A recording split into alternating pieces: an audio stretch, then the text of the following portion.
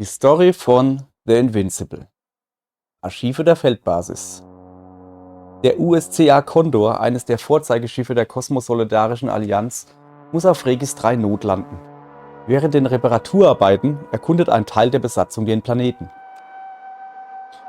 Einer der Konvois entdeckt einen Bereich mit hoher Strahlenbelastung und versteinerten Überresten von lebenden Organismen. Dies ist ein eindeutiger Beweis dafür, dass Regis 3 nicht immer unbelebt gewesen ist. Die Besatzung des Condor findet außerdem Metallstrukturen künstlichen Ursprungs. Sie schmelzen diese Strukturen und Felsen mit Antimaterie, um die Feldbasis zu verlegen. Mitglieder der Allianz erkunden die Metallstadt. Die Männer der Allianz tragen geheimnisvolle Proben aus dem Tunnel. Die Maschinen der Allianz richten sich unerwartet gegen ihre eigenen Herren. Und eine von der Allianz entfesselte Wolke aus Fliegen, löscht alle Menschen und Maschinen aus. Diese Fliegen sind kleine, im Spiel nennen sie es Microbots, kleine Roboter sozusagen. Weiter geht's mit Dragonfly auf dem Weg. Die Dragonfly, eine kleine, aus 6 Mann bestehende Forschungseinheit des interplanetarischen Commonwealth, reist in entfernte Regionen des Weltraums. Nach der Erkundung zahlreicher Welten und unzähliger Planeten wurde die Forschungsmission für beendet erklärt. Auf dem Heimweg erwartet die Besatzung nur noch eine letzte Aufgabe. Alle Risiken zum Trotz extrahiert Astrogator Novik eigenhändig ein seltenes und unschätzbar wertvolles Mineral. Novik beschafft zwar das Mineral, allerdings auf Kosten eines gebrochenen Beins und unerträglicher Schmerzen. Dennoch hält der Unfall des Astrogators niemanden davon ab, das Ende der Forschungsphase zu feiern. Es war eine Zeit, die von großen Erfolgen gekrönt war und in der innige Freundschaften entstanden. Mit sich zufrieden setzt sie Kurs auf ihre Heimat und sie freuen sich auf eine wohlverdiente Pause in ihren Kälteschlafkammern.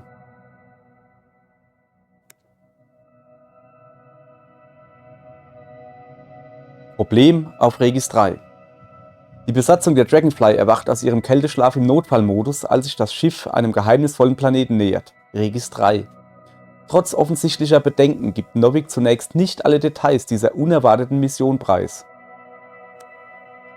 Regis 3 scheint keinen Forschungswert zu haben. Trotzdem hat die rivalisierende Fraktion der Gemeinschaft, die Allianz, ihre beste Einheit, die USCA Invincible, auf dem Planeten stationiert. Trotz der öden und leblosen Oberfläche wimmelt es in den Ozeanen aus irgendeinem Grund vor Leben, das im Laufe der Evolution nicht das Land besiedelt hat. Die Mitglieder der Besatzung machen ein Erinnerungsfoto mit einem lebenden Meeresorganismus. 4 Forscher entdecken geheimnisvolle künstliche Strukturen aus Metalllegierungen. Leider verliert die Dragonfly plötzlich den Kontakt zu ihnen. Bevor der Funkkontakt unterbrochen wurde, hatte die Sonde der Gemeinschaft nichts Ungewöhnliches entdeckt. Nichts außer einem starken elektromagnetischen Feld. Astrogator Novik schickt Dr. Jasna auf den Planeten, um die Besatzung zu suchen. Während der Suche nach ihren Kameraden begegnet Jasna Metallbüschen. Noch im selben Moment überkommen sie furchtbare lähmende Kopfschmerzen. Vollkommen benommen stolpert und stürzt sie von einer Klippe. Jasna erlangt nach ihrem Sturz das Bewusstsein wieder und erblickt eine Wolke aus Metallfliegen.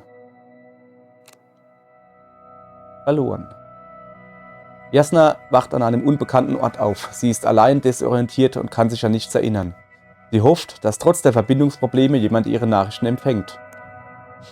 Jasna stellt fest, dass sie sich auf einem einsamen Planeten namens Regis 3 befindet. In der Hoffnung, mehr zu erfahren, macht sie sich auf den Weg zu dem nahegelegenen Lager ihrer Besatzung. Unterwegs findet sie überall verstreute Ausrüstung, darunter auch einen Metalldetektor, den sie kaum je verwendet. Jasna nimmt enorme Gefahren auf sich, um ihre Besatzung schnellstmöglich zu erreichen und riskiert unter anderem Verstümmelungen oder gar den Tod. Herausforderungen meistert Jasna mit Bedacht und Augenmaß. Ihre Kopfverletzung scheint ernst zu sein. Jasna verliert erneut das Bewusstsein. Das Lager. Jasna schafft es zum Lager, findet dort jedoch nur einen Roboter vor.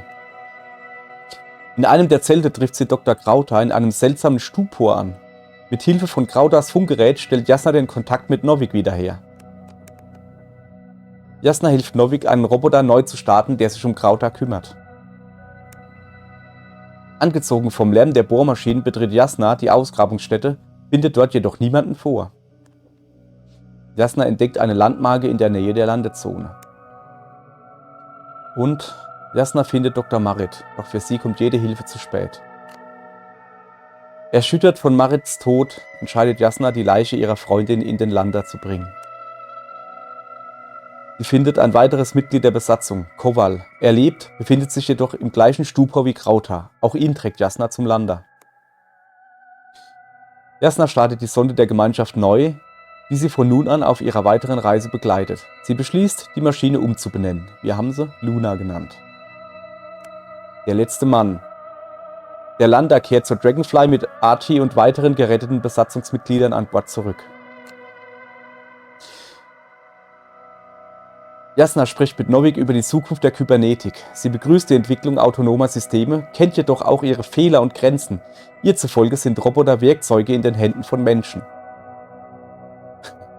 Jetzt hier eine alternative Route, die wir dann gewählt haben. Oder alternatives Gespräch. Jasna spricht mit Novik über die Zukunft der Kybernetik. Sie ist besorgt über die rasche Entwicklung von autonomen Systemen. Roboter könnten schnell zu einer Bedrohung für den Menschen werden. Jasna findet Gorski nicht an seiner letzten bekannten Position. Sie betritt einen Bereich mit eingeschränkter Funkabdeckung, in dem sie ihre Suche fortsetzt. Jasna erinnert sich, dass sie ähnliche Metallbüsche bereits gesehen hat, ganz zu Beginn ihrer Mission, kurz vor dem Unfall und ihrem Gedächtnisverlust. Sie findet Gorskis Seil. Sie lässt sich daran herab, doch ein paar Meter über dem Boden folgt sie Noviks Rat und steigt auf der Sonde herab. Das Seil war einfach zu kurz. Wir hingen da quasi in der Luft, konnte nichts machen und konnte entweder an dem Seil verhungere, uns einfach fallen lassen, was aber so 10 Meter gewesen wären oder so, oder halt versuche an die fliegende Sonde uns festzuheben, dass die uns ein bisschen sanfter zum Boden bringt. Hat da funktioniert. Die Stadt. Jasna begegnet ungewöhnlichen Metallstrukturen, die sie schließlich als die Stadt bezeichnet. Der vorangegangene Flug auf der Sonde hat sie beschädigt. Also die Sonde. Jasna hilft Novik, die Maschine zu reparieren. Nach einer langen, mühseligen Suche findet Jasna Gorski schließlich. Er ist jedoch bewegungsunfähig, verletzt und bewusstlos. Schon bald stellt sich heraus, dass er zudem an Sauerstoffmangel leidet. Jasna entschließt sich, ihren Sauerstoff für sich zu behalten und trägt Gorski hastig an den Ort, an dem Novik ihn mit dem Lander abholen soll. Ja. Auch hier wieder, wir haben den Sauerstoff für uns behalten, damit wir den überhaupt tragen können. Sonst hätten wir beide keinen Sauerstoff gehabt und hätten es eventuell beide nicht geschafft. Jasna stellt die für die Landung erforderlichen Transmitter auf. Plötzlich gibt der Boden unter ihr nach und Jasna stürzt in die Tiefen der Stadt. Ohne eine Funkverbindung mit Novik versucht Jasna zurück an die Oberfläche zu gelangen. Jasna stellt den Kontakt zu Novik wieder her. So, kommen wir zur Allianz. Noch in dieser Höhle, wo man, wie man links auf dem Bild sieht, Überreste, also Fossilien gefunden von Landlebewesen. Treffen wir das erste Mal auf jemand oder etwas von der Allianz. Ups, einen Moment. Ich habe da gerade ein Problem. Ganz langsam. So. Na. Die Allianz. In der Stadt trifft Jasna auf einen großen Roboter, eine wandelnde Antimateriekanone, die der Allianz gehört. Jasna versucht, sich an der Maschine vorbeizuschleichen, aber sie wird entdeckt. Auf wundersame Weise gelingt ihr die Flucht. Jasna findet Informationen über die Feldbasis der Allianz. Der Wissenschaftler, also eigentlich die Wissenschaftlerin, das sind wir, entschließt sich, trotz der irreparablen Schäden der Sonde, die sich für Jasna aufgeopfert hat, das elektronische Gehirn der Maschine zu entnehmen. Jasna bewerkstelligt es, in einem verlassenen Rover der Allianz aus der Stadt zu fahren. Also mit Stadt ist halt diese Metallgebilde da gemeint. Während eines Sturmes versteckt sich Jasna an einem sicheren Ort zwischen den Felsen. Völlig erschöpft von den jüngsten Ereignissen schläft Jasna in ihrem Unterschlupf ein. Am Morgen beschließt sie, die Stadt zu verlassen und den Treffpunkt aufzusuchen. Der letzte Lander wird bei dem Versuch, Jasna zu evakuieren, zerstört. Ohne jede Hoffnung, die Dragonfly noch erreichen zu können, ist Jasna gezwungen, in der Feldbasis der Allianz Hilfe zu suchen. Das war der Lander, mit dem wir weiter oben die verletzte oder halt auch tote Kamerade wieder zurückgeschickt haben zu der Dragonfly. Und das war derselbe Lander. Der zweite Lander, mit dem die Wissenschaftler überhaupt runtergekommen sind, die erste, der war schon zerstört. Deshalb haben wir ab dem Zeitpunkt kein Lander mehr gehabt, kein Hopper heißen die, um zurück zur Basis zu kommen. Also zur Dragonfly, die im Orbit rumschwebt. Feldbasis. Jasna erreicht das Lager der Allianz und nähert sich ihren Einheiten. Sie beobachtet das Lager und beobachtet die Einheiten der Allianz aus ihrem Versteck. Sie lässt ihre Bedenken fallen und nähert sich. Schon bald stellt sich heraus, dass die Feldbasis verlassen ist. Jasna findet Unterlagen einer geologischen Untersuchung der Allianz, die besagen, dass früher zahlreiche organische Lebensformen auf der Oberfläche gediehen. Sie stößt zufällig auf eine Forschungsarbeit über Wasserorganismen. Die wiesen Ähnlichkeiten mit Fischen der Erde auf, verfügen jedoch über ein einzigartiges Organ zur Wahrnehmung elektromagnetischer Wellen. Dank der Alarmaufzeichnungsgeräte findet Jasna heraus, dass Gorski an Sauerstoffmangel verblieben ist. Novik hat ihr dies verheimlicht. Jasna fühlt sich schuldig. Das ist halt, weil wir das Sauerstoff für uns genommen haben, wie ich vorhin erklärt habe, und nicht ihm gegeben haben. Und daran ist er dann halt gestorben. Jasna bringt das Schicksal des letzten Konvois in Erfahrung, der die Feldbasis verlassen hat. Ihr wird bewusst, dass doch noch Hoffnung besteht, andere zu finden, und bricht auf. Jasna erreicht die Ausgrabungsstätte, an der ihr eines der entdeckten Objekte ins Auge fällt. Anders als alle anderen ähnelt dieses einem Roboter. Konvoi. Jasna schleicht sich in den Konvoi und stellt fest, dass alle Mitglieder tot sind. Es muss zu einem Kampf gekommen sein. Laut den Protokollen des Antimat haben sich die Maschinen der Allianz gegen die Menschen gerichtet. Besonders interessiert war die Allianz an den Früchten, die aus den Metallbüschen wachsen. Jasna beschließt, einige davon für die Forschungszwecke der Gemeinschaft zu sammeln. Die zuvor inaktive Antimaterie oder der Antimat, das ist diese Maschine da auf den Spinnenbeinen. Die zuvor inaktive Antimat aktiviert sich und zerstört einen Roboter, der Gläser mit Früchten trägt. Glücklicherweise übersieht die Maschine Jasna und deaktiviert sich wieder. Während Jasna nach den Fahrzeugen des Konvois sucht, entdeckt sie, dass die Früchte fliegen und ein elektromagnetisches Feld erzeugen können. Die Allianz bezeichnet sie als Fliegen. Manchmal auch als Microbots oder kleine Roboter. Jasna findet die Sonde der Allianz, die sie ab diesem Zeitpunkt auf ihrer weiteren Reise begleitet. In einem der Transporter findet Jasna Behälter mit Fliegen.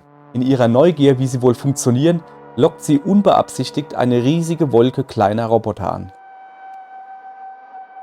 Auf ihrer Flucht wird Jasna bewusstlos geschlagen. Dennoch kommt ihre Erinnerung an ihre erste Begegnung mit der Wolke zurück. Jasna bemerkt den Umriss lebender Personen in der Nähe des Ballons. Jasna nähert sich, obwohl Novik ihr nicht glaubt.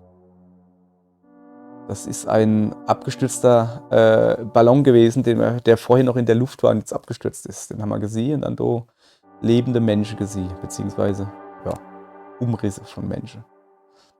Aufgrund ihrer Analyse der Ballonprotokolle bestätigt Jasna die Gegenwart von Menschen in der Gegend.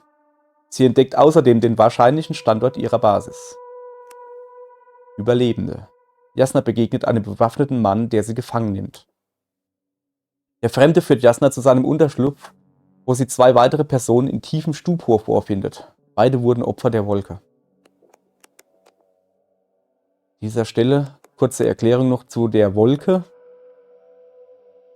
Die Wolke reagiert wohl auf elektrische Ströme, also auch Hirnströme sowas, und neutralisiert die.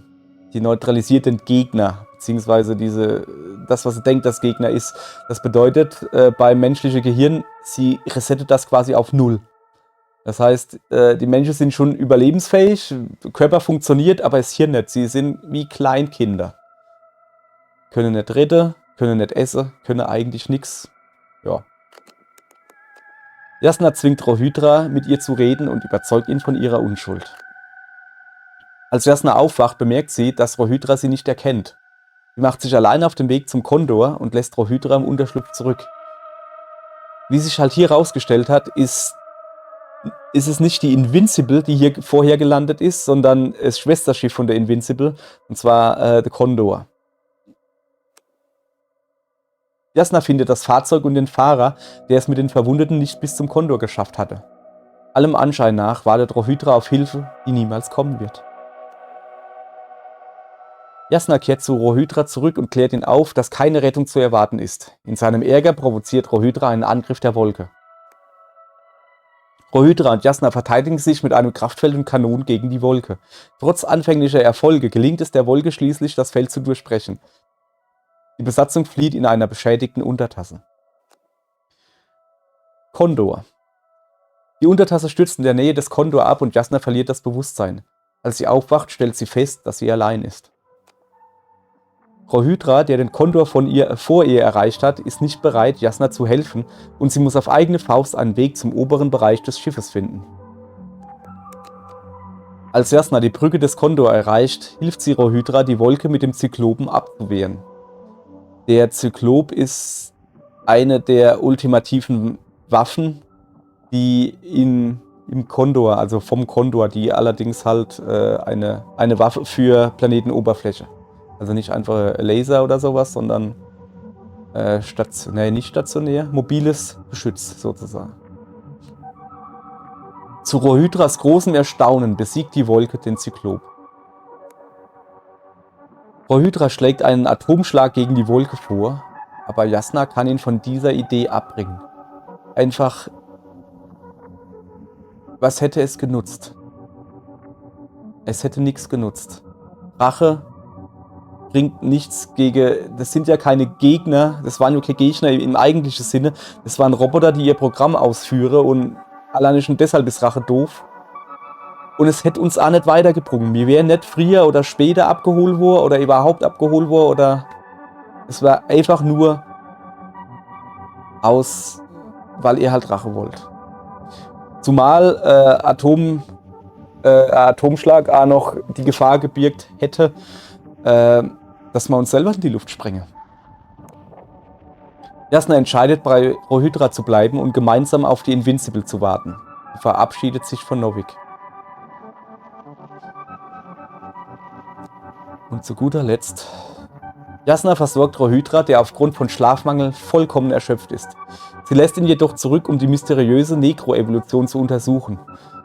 Als sie der Wolke begegnet, sieht sie den Beweis mit eigenen Augen. Das war das Ende, das wir erreicht haben. Die Wolke hat unser Gesicht geformt, was darauf schließen lässt, dass die Wolke eventuell doch ein Bewusstsein entwickelt hat. Also sie erkennt zumindest uns. Und somit war dann das Spiel zu Ende und hat uns mit einem offenen Ende zurückgelassen. Das Spiel hat neben Demdo noch 10 weitere Ende, also 11 insgesamt, die man halt anhand von unterschiedlichen Optionen, die man hat im Spiel, wählen konnte, beziehungsweise man wusste halt nicht, was passiert, welches Ende man wählt. Man kriegt halt, wählst du A oder wählst du B, und je nachdem, was du halt wählst, gibt es halt ein anderes Ende. So, auch hier wieder, danke, dass ihr zugeguckt habt. Falls ihr nur den Comic jetzt gesehen habt und euch froh, von was ich da laber, ich habe ein Let's Play vom Spiel, das dann bis zu dem Ende geführt hat, auf meinem Kanal. Könnt ihr euch gerne angucken, wenn ihr es noch nicht gesehen habt. Wenn ihr es schon gesehen habt, könnt ihr es auch gerne nochmal gucken. Also dann, vielen Dank, dass ihr mit mir jetzt ein bisschen noch im Comic geblättert habt. Wenn ihr Bock auf das Spiel habt, ich kann es euch nur empfehlen. Wenn ihr Bock auf Walking-Simulatoren habt, kauft euch das Spiel, das ist wirklich gut. Und ich beende das jetzt hier und sage Tschüss. Bis vielleicht zum nächsten Mal.